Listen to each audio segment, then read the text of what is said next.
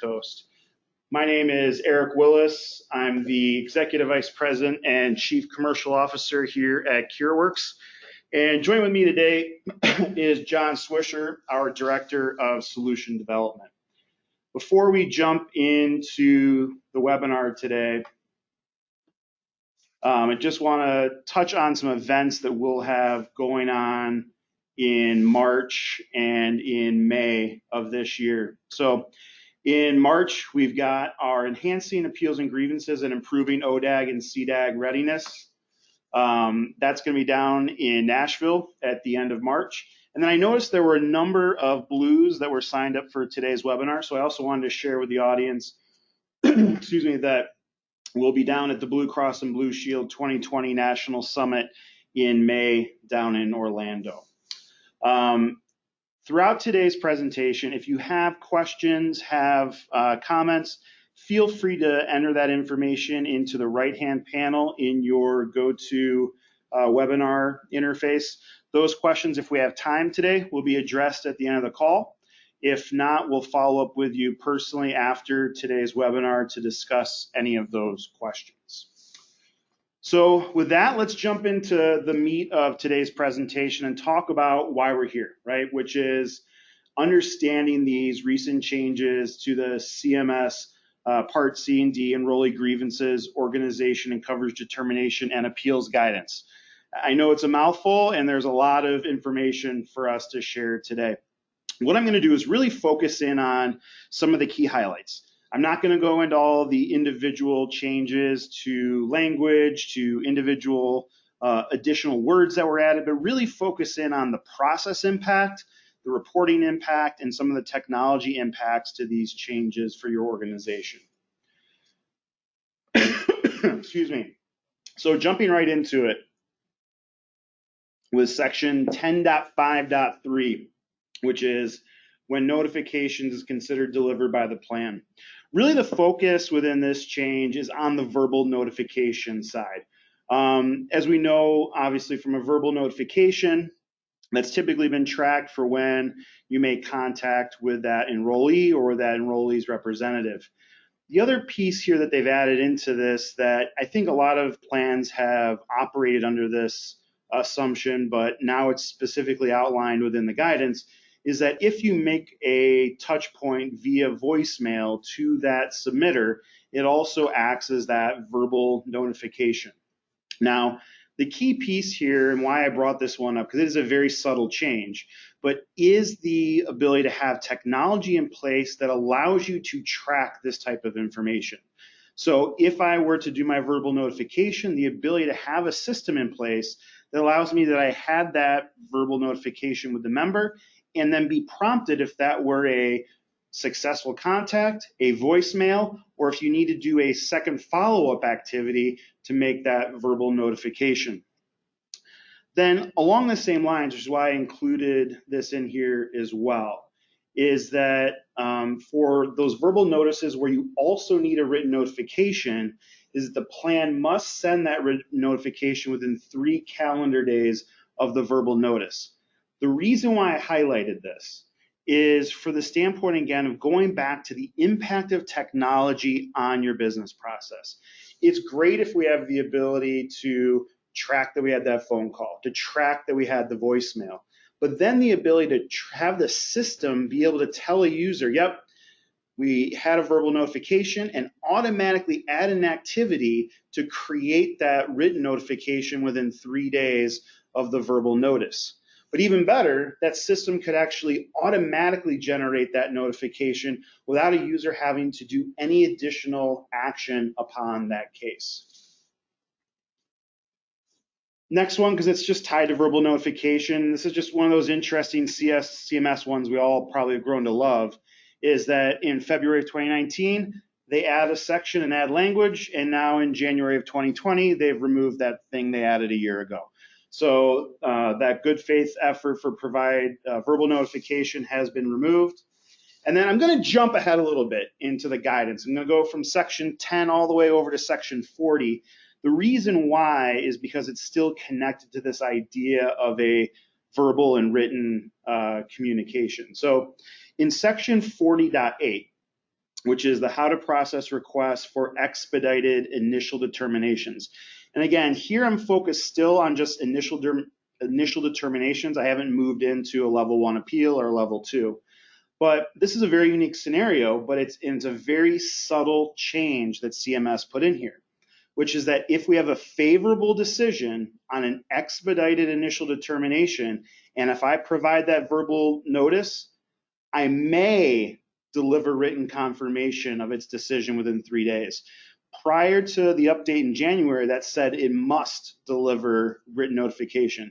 So for that unique scenario where I've got a favorable decision for an expedited initial determination, I can just go with the verbal notification and not move forward with the written notification. Somewhat unrelated, but also included in section 40.8 is the decisions for Part B drugs must be made within 24 hours of receiving the request.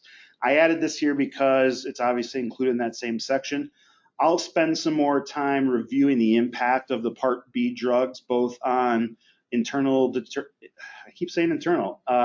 within initial determinations and within the level 1 appeals.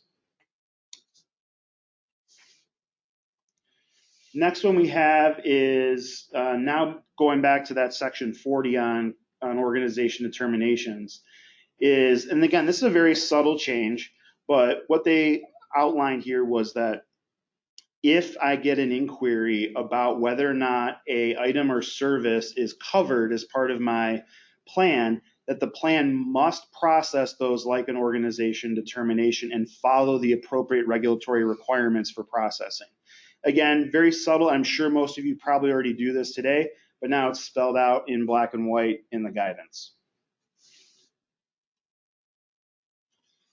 Section 40.4, prior authorization and other utilization management requirements.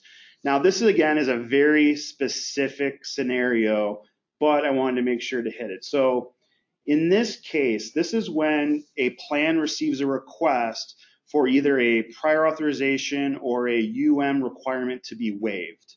So they're asking for, hey, normally I know we need to do these steps in order to get this approval. I want to waive that PA or requirement in order to get this approved. Now, as you know, we'll need a prescriber's supporting statement as part of that. So what they've added here is just that the plans may extend that time frame by 14 calendar days as they await receipt of that supporting statement. Okay, next one here is 40.5.4, adjudication timeframes for coverage determinations involving an exception. Again, as it even says in the title, we're talking about the exceptions here.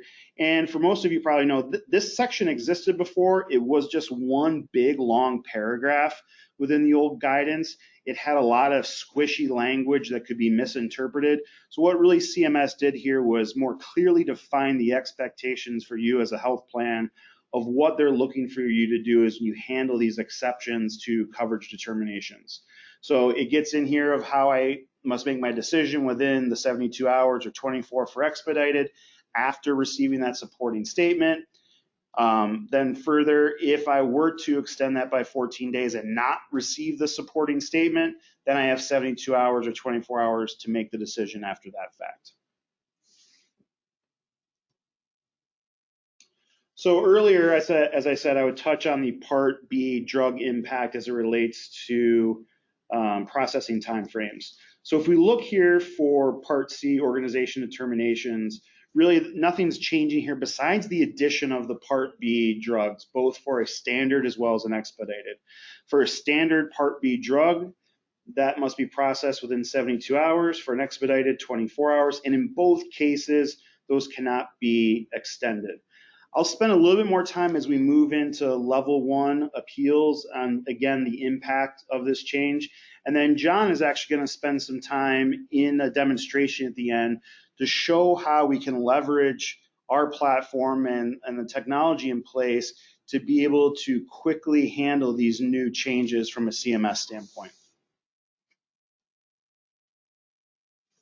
So looking at a lot of the titles on the folks that signed up for today's webinar, it seems like most of you are more in the appeals side of the house than the UM or PA side of the house. So these are where everyone probably wants to be focusing, spending a little more time. So, and this is where John will spend a little more time when demonstrating these changes in the business process. So first one is section 50.1.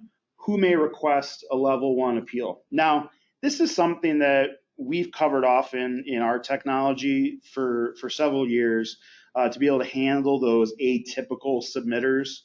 But CMS actually added an additional bullet to the submitter list called any other provider or entity other than the MA plan determined to have an appealable interest in the proceeding. So again, as you guys are looking at your technology platforms and your process on how to handle this, it's ensuring that you've got a way to be able to handle those submission types when it's coming from an atypical submitter. So not a beneficiary, not the representative, not a contracted provider, not someone with power of attorney, all those other exceptions where they have that appealable interest in the process. The next one here is section 50.2.1, guidelines for accepting level 1 appeal requests. This is one I think, and John and I have talked about this, and something I think most plans that we've worked with over the last several years already do this. I just don't think it was ever cleanly written out in the guidance for everyone to see, but I think most people handle this, which was for standard requests that the processing time begins when the plan, or in my mind, just the organization receives that request. So the day that letter came into the mailroom, the day that that hit the fax machine, the day and time that that email came in, that a phone call came in from member services, that's when the clock starts ticking for a standard request.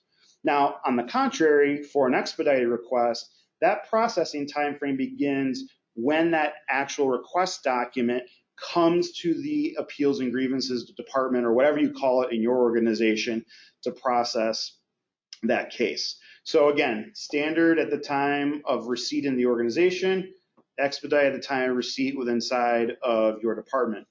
Again, this is one of those perfect examples that you go back and look at from having the right technology in place that helps you drive the business process to meet your CMS regulation guidelines. So this is the ability to have that business logic that's looking and say, oh, this is a standard request. I need to be able to prompt the user for what date this date and time actually entered into our organization. If it's expedited, be able to systematically know that that's the point in time entered into our system and be able to calculate those dates and due dates based off of that logic. Now, just a section down in 50.2.2, connected to this same idea, is the concept of when a request comes in to be expedited, it goes through our priority review process, and we make the decision, no, there's no necessity to have this expedited. We're going to move this to a standard process. The key here that they outline in the guidance is that the time frame begins the day the organization receives the request and must follow that standard 1 appeal process. So this is very much connected to that guideline above, that when we make that decision of moving it from expedited to standard, obviously we're tracking that for other reporting reasons, but that we're also automatically calculating the receipt date as well as the new due date based off of that transition from it being expedited to now being standard. So going back and looking at timelines, or excuse me, timeframes as it relates to the level 1 appeals, if we look at expedited for Part B drugs, we're at 72 hours. For standard, we're at 7. Nothing else is changing here, right? We're just looking at the addition of those Part B drug appeals. Much like on the initial determination side, those cannot be extended. But the other side of this that I just want to reiterate or iterate on here is that, and John will demonstrate this, is that we really think of just processing that Part B drug appeal just like a Part C case, but with different timelines, right? It's still going to go through our classification process. It's still going to hit the correct reports, so it's going to be on your ODAG report. It's going to be counted as part of your quarterly data submission. But it's going to know, the system will be able to know that, oh, this is a Part D request. I now have different timelines. Instead of it being 30 days for that standard, I now only 7 days because it's a Part B.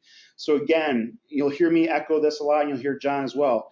You want to invest in technology that's going to be able to help make the decisions for your end users and drive the business process, drive the guidelines, so that you don't have people making decisions on their own, and allow technology to drive your compliance guidelines. Two more, just one related to process timelines for IREs. Again, just slight modification here, or slight addition, excuse me, is the Part B drugs, adding the 7-day turnaround for a standard Part B. Expedited is 72, just like a pre-service or Part B. Yep.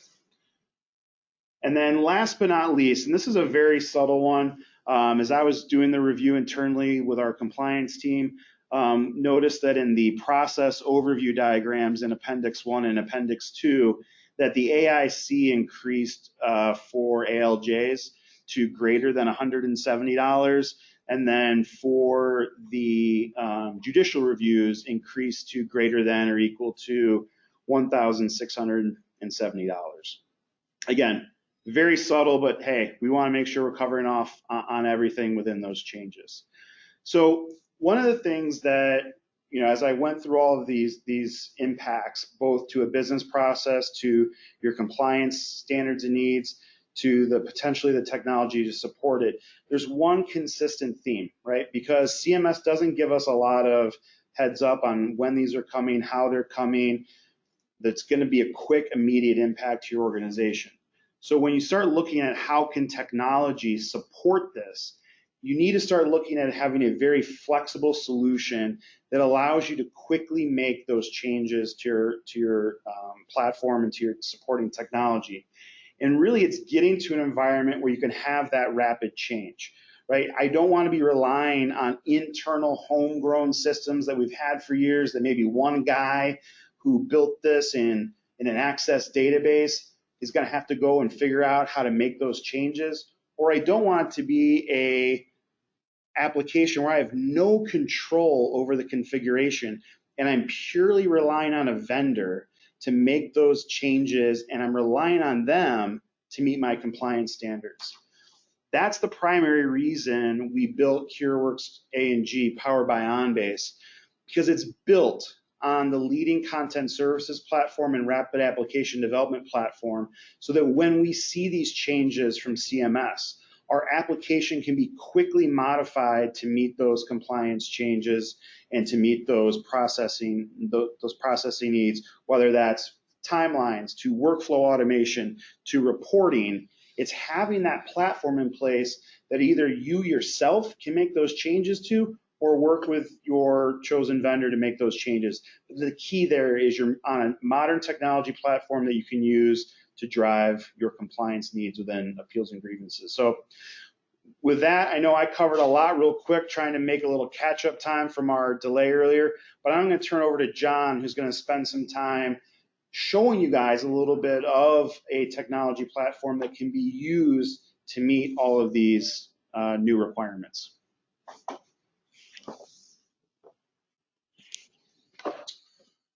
So let's take a look right inside of what we would call intake or triage. So, you know, one of the areas that Eric kept bringing up and then highlighted at the end was flexibility. So depending on the size of your organization,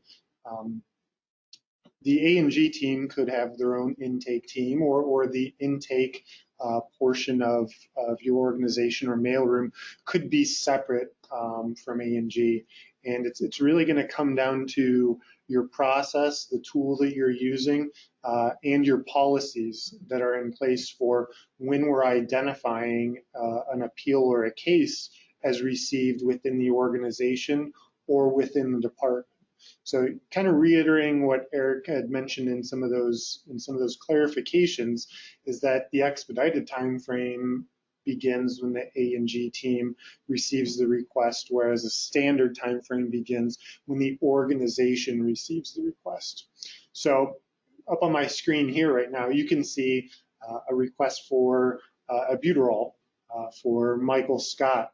And this came in, let's say, via fax. Now, fax, great way of receiving these due to a number of different on-base integrations with both fax and email solutions, right? So the beauty of fax or email is as soon as it's brought into the organization, on-base and our solution bring it right into the solution so that we're recording the date and time that the organization receives that document. Same thing with scanning. You're going to rely a little bit on your internal policies to make sure that those are scanned, but we're recording those items as soon as they come into the system. Obviously, with phone calls, those items are logged, and typically what we do is integrate with your phone system or your CRM in order to create those case requests within OnBase. All right. So in here we see our case requests, and again, it's simply been identified as a case request up here. And also we can see that this was received at 9:37 this morning. So as soon as again it comes in, we're putting that date stamp on it. Now, if you focus on the top portion of the screen here, again, we have a couple of different options. The most common are going to be to link this document to an existing case, if this is a medical record or an AOR or a waiver. If this request contains both an appeal and a grievance, or now with some of that clarification, which some organizations have identified as inquiries, but we're now counting as an organization determination. We need to split those out. We can do that here by copying that document into multiple cases. But for our purposes today, we're going to create a case from it. So I'm going to click my Create Case Creation object, and then what I'm going to do is be able to read the document on my left, as well as figure out what I need to put in our case creation screen here. So it's worth mentioning that this is intuitive. So based off of each one of my choices, it's then going to ask me for the appropriate type of information we need to get this case created, but then also require different pieces of information as well. So I can see right here that this is a request, and where we would typically, inside an appeals and grievances solution prior, kind of split this out between either a pre-service appeal or reimbursement, or a pre-service for a drug, or maybe even an organization termination. We've simply added that Part B drug appeal here now. And that kind of goes back to that flexibility that Eric mentioned, and that rapid application deployment, and that we're able to control and configure these updates very quickly. The next thing we're going to do is integrate with your line of business systems. Again, so your member database, your claim auth, your provider database, and be able to do live lookups into those systems for that most up-to-date information. Again, I'm simply searching by name.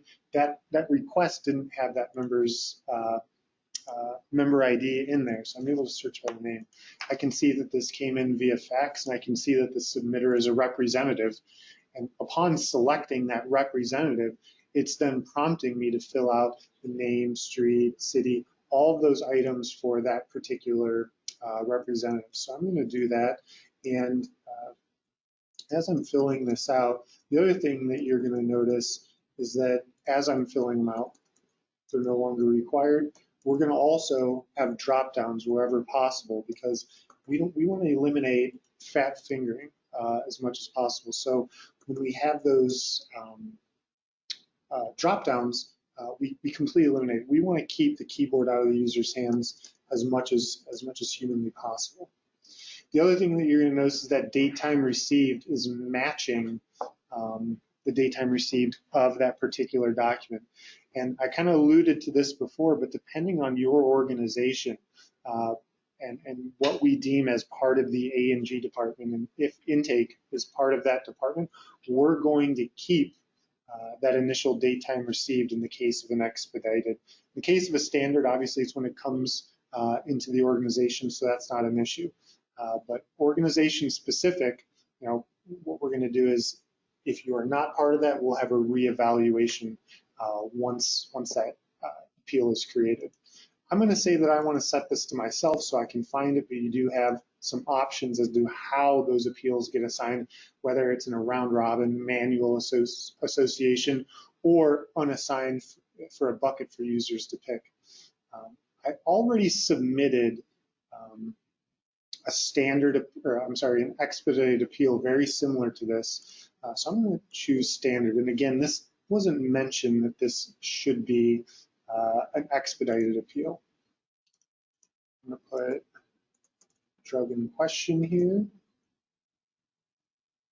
And I'm just going to quickly fill out the rest of this form so that we can move forward quickly. Eric did mention that we have a expedited priority review, and it's worth just showing that. If I click on that expedited, we're now choosing an MD to review whether or not this truly should be an expedited priority.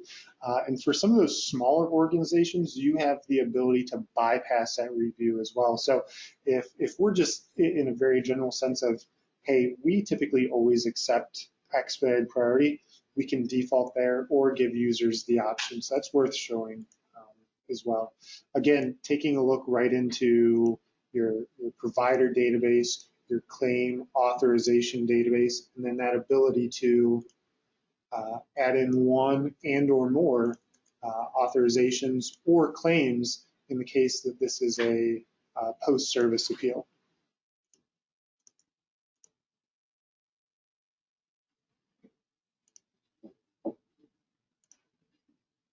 And then I'll submit that case. So what's happening in the background? We're doing a lot of different calculations, and one of the more important topical ones in our webinar today is the case of those Part B drugs. So again, I assign those to myself. So those are going to appear right inside of my cases, my work queue that I come to every single day to find my different appeals and/or grievances inquiries. Now, one of the things I want to highlight here is a new column that's added for those Part B drug appeals. And again, as Eric said, we're still classifying them as a reconsideration. So in our eyes, the big thing that's changing here are those time frames. And you can see here, this one needs to just run through a quick timer. So I'll manually run that timer so we don't have to wait the full minute. And while we do, the other thing you're going to notice if you're familiar with our solution or you've seen some of our webinars before is that we have a different color header now to account and just be able to notify the end users at a quick glance that this is an appeal for Part B drug, right? So you can see up in the top left, Medicare Part B, and again, this is in blue. The other thing that's going to be different that you're probably not used to seeing, again, is for that due date. It's going to be 7 days at the end of the day for a standard appeal, and for that expedited Part B, it's going to be 72 hours true to time of when that request came into the organization. Now, if I look at two of these side by side, and let's actually grab a pre-service case and just compare, just from a user interaction perspective, what looks different. Again, that blue header now, the fact that this is Part B, but then also some of your different abilities that you have within a case itself, right? You can see over here on this pre-service case, we have the ability to extend it. But again, if we review those updates that Eric went over just before I started the demonstration, we're going to know that for Part B appeals, or for Part B drug appeals, we're not allowed to extend those. So we're not seeing that icon for our Part B drug case, and we're also, if you choose to utilize it, excluding it from our automatic extension timer. Aside from those items, the processing is going to be ultimately almost identical between those two cases. You can see these are both submitted by a representative. Both need a member acknowledgement to be performed. So I'm going to go ahead and process my Part B case. And when we think about acts and notifications and some of those guidance updates that were sent out at the beginning of the year, Again, we've already been accounting for this for some time, but you can say you're able to successfully reach or unable to reach. And then optionally, sometimes we'll have the ability to mark this as did not attempt. In this case, we're going to imagine that I was able to leave that voicemail, as Eric mentioned, and I was able to reach them. The second thing that often gets overlooked that I want to talk about is the letter generation aspect. So because this was an AOR, or I'm sorry, because this was a representative, the system knew that we need to generate and or verify an AOR that was under a year old, right? So it created this activity for me automatically, and then it's giving me a very simple one button click to generate letter. It doesn't say generate AOR, it doesn't say generate acknowledgement or decision, and you'll never see that within our solution. It's simply going to be generate letter, and that's to eliminate any potential confusion from your users. And then the best part is that finding the appropriate letter for me and filling that out. So it's grabbing the appropriate header for the appropriate plan. It's addressing it to the appropriate member that we have on file, as well as referencing the drug in this particular case and who that representative was. Also, who's working this case if they need to reach back out to me. And then lastly, the actual AOR form itself. So if we're lucky enough to get them to fill it out and send it back in, we have a barcode that ties it to this case. So as soon as it's scanned, it goes right to the case and no manual typing or indexing on that document is required. So keep in mind that we're following that same path and that same likelihood throughout the entirety of a case. The system is choosing the appropriate path for you and constantly reevaluating that path as items change on that particular case. If these cases are upheld or not overturned, obviously with Part C, we're going to automatically create that level 2 case, and it's going to be added right here. And we'll jump to one of those level 2 cases real quick, because I know when we think about document generation, yeah, for some folks that's easy, we're there, we're great, but for some folks it isn't. And to take that one step further, the other thing I want to do is show the generation of a level 2 packet. So I think I jumped a little bit too far into this case, but with the click of one button, what I can do is completely generate that IRE packet consisting of all the different items that we've either created or accumulated during the course of that level 1 case into that point of the level 2 case. So you can see here that IRE packet is 18 pages. It has our case narrative. It has our decision letter from the previous case. It has our background form. It has our initial act letter, all from that previous case. So we can package that up, and then again, on that case packet packaging activity, go ahead and update our universe that we've forwarded this to the IRE. Again, it's going to give you that quick once over to allow you to say everything is all good with that packet, and we're good. Now I want to make sure that we're staying on track, so I'm going to quickly move to some of our operational type reporting. So when I started this demonstration, I came into my cases. This is a place where I come in to get my work every single day. But I'm going to change hats and put on my manager hat now.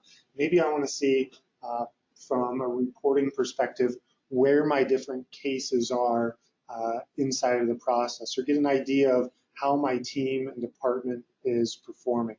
So again, with my entire current inventory, I can see how many cases are due today, how many of those are new today, how many total active cases I have due in the next 3 days, less than 7 days old, and then that average age to completion, as well as who my rock stars are. So who has completed the most cases in the past 7 days, as well as my current analyst assignment if I need to reallocate any of that work. So in this case, it looks like, you know, Frankie only has 3, Hale has 12. We could probably reallocate some of that work and even it out.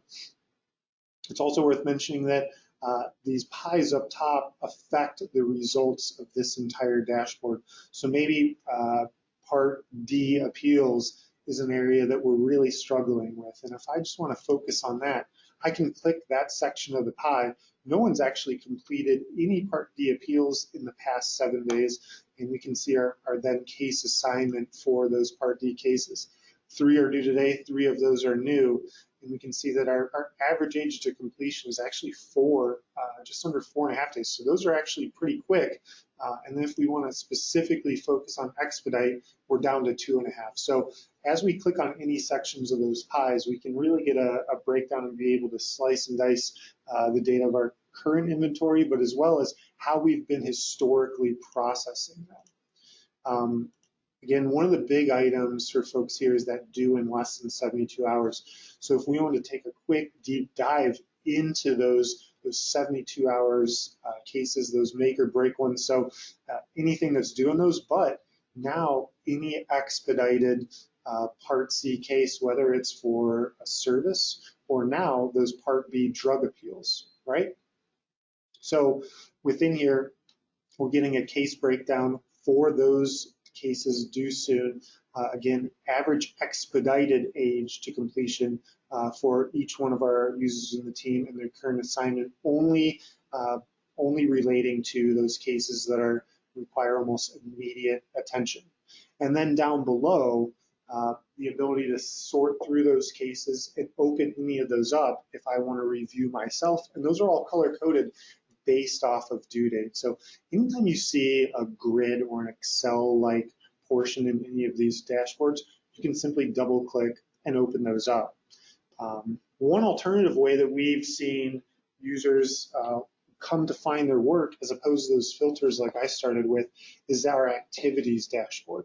So what I'm seeing now is that manager's point of view. I can see every member on my team here and then see all of the open activities like that case packet packaging or that AOR generation for the respective cases, as well as the active cases. So I can see everyone's as the manager, and again, color-coded based off of when those are due. Now, if I were to switch hats one more time and just be a member of that team, an analyst, I'm playing maybe Charlotte here, I can come in here and find my particular cases and activities instantly. The other thing worth mentioning here is that if I want to work strictly from my activities, I can do that as well. So I can actually open up, maybe an effectuation request activity right from here, as opposed to opening up the case and then working from the activity. If I ever need to go up from that activity into the case, I can do that from any one of those as well. Lastly, we're not going to go through all of the different dashboards that come included within the solution, but I wanted to make sure I touched on a couple of them. And this is our grievance breakdown. So what we're going to do is give you a breakdown of the past year, so you can see trends in where we're having spikes in grievances, but also the types of those grievances, as well as a breakdown visually to see if we have certain problem areas where we're receiving a lot more grievances as opposed to another type.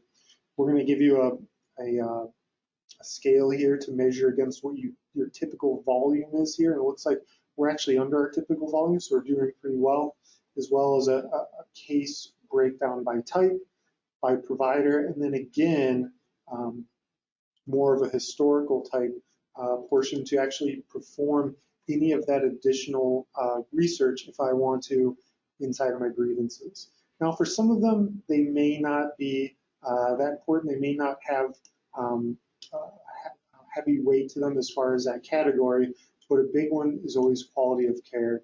So if I'm selecting that portion of the pie now I'm getting very specific counts over time for those types of grievances, as well as updating on the far right potential problem providers that are sending. So you can see Lorna and Harry both have 2.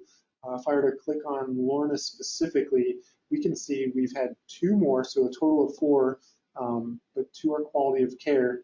We have 1 enrollment, disenrollment, 1 fraud and abuse, but those 2 quality of care are right here for me to open up and review if needed. And again, I can instantly open those up and review further. This is Eric. Just one thing that I would add to this too, as it relates back to the updates in the CMS guidance as it relates to those Part B appeals. As we've heard from a number of our different teams, that's new for them, right? That's new for them processing it. They've got these new time frames. So the other thing that this reporting can do, because we're knowing that that's a different type of case that we're processing, we can actually segment out those cases and do unique reporting just specific to those Part B appeals. So if that's a new thing coming to your department and you want to just not just see globally how are we doing on reconsiderations, but how am I doing on reconsiderations specifically tied to Part B appeals? Are we hitting our SLAs related to that? Do I have any training issues related to this new type of case type that we're handling? So it's a great way from a management tool that as these types of changes come, you can also monitor your business process on how it's adapting to these new guidances, and then be able to prioritize training, prioritize feedback to individual users based off of that specific reporting. Back to you, John. Yeah, the last item I really want to touch on, and is a big item for a lot of folks, is simply that universe, right? What are we doing? What are we trying to automate all of this for? Ultimately is to get a universe that is A, complete, but B, correct, right? The first thing that is going to throw an auditor off is going to be a blank field inside of a column, or a value that isn't an acceptable value within that column, right? So we're forcing those users to go down certain paths so that we can ensure we're recording that information, whether it be automated or we're prompting them or receiving it from another line of business system, something like a contract ID for that plan, for that member. As well as when we're doing those notifications, whether they're oral or written, we're making those translations from those dates and times into a military format and year, month, day, as well as making the translations of what we traditionally call submitter, right? In our solution, we try to make things as simple to the end users as possible. So we use terms like member and representative and contract provider, non-contract provider. But a lot of times we have to make those translations to be instead of member, or BR instead of representative, when it comes to who's submitting it, who's requesting this to be an expedited appeal, going back to one of Eric's items on how we're calculating when we've received those as well. So I wanted to highlight, who has made that request, things like when that date request was received, we're making those automatic translations for you. The one thing you didn't see me do is enter in a date range, and I simply removed that from my system so that I can show these a lot quicker. It's not prompting me to put in a to and from date. Well, fortunately, I think we were able to get through the majority of the items Eric wanted to cover, the majority of the items I wanted to make sure we were highlighting inside of a solution demonstration. What I'll do at this point now is put back up our slide to showing where we're going to be in the near future, some of the different shows that we're going to be at. And while you're bringing that up, John, there was just one question that was submitted that we have time for today, which was, and they said they thought I covered off on this, which I think I did, but you touched on the universe there, but their question was related to quarterly data submissions and if your system handles the addition of Part B into those quarterly data submissions. That's a good question, and it does. Part of the beauty of this solution is that we're still treating them as, again, a Part C appeal, essentially just with alternate time frames specific to those Part B. So fortunately, all of our reports were able to account for that, including the quarterly data submission, as well as simply being able to pick that additional identifier now that makes those Part B. Perfect. There were 2 or 3 other questions, but just from a time perspective, they may be a little bit too specific to get into on the webinar, but we'll follow up with those individuals after today's call. But John, thanks for going through the demonstration today and being able to highlight how technology can make a big impact to these changes in CMS guidelines, and having a platform in place that can be quickly modified, is flexible enough to deal with these frequent changes from CMS, and be a tool for health plans to manage their compliance to these guidelines. As John mentioned, we have 2 events we'll be at coming up here in March. One's great as it's tied to this specific audience for the ODAG and CDAG Readiness Conference. John's going to be presenting at that conference down in Nashville. Always a great time at that conference when we have recent CMS changes. Always a lot of lively debate amongst the audience on interpretation and feedback. So hope some of you can join us there. And then again, the Blues National Summit in May. We'll be there, and again, I noticed there are a lot of Blues on the call today, so hope to see you guys there.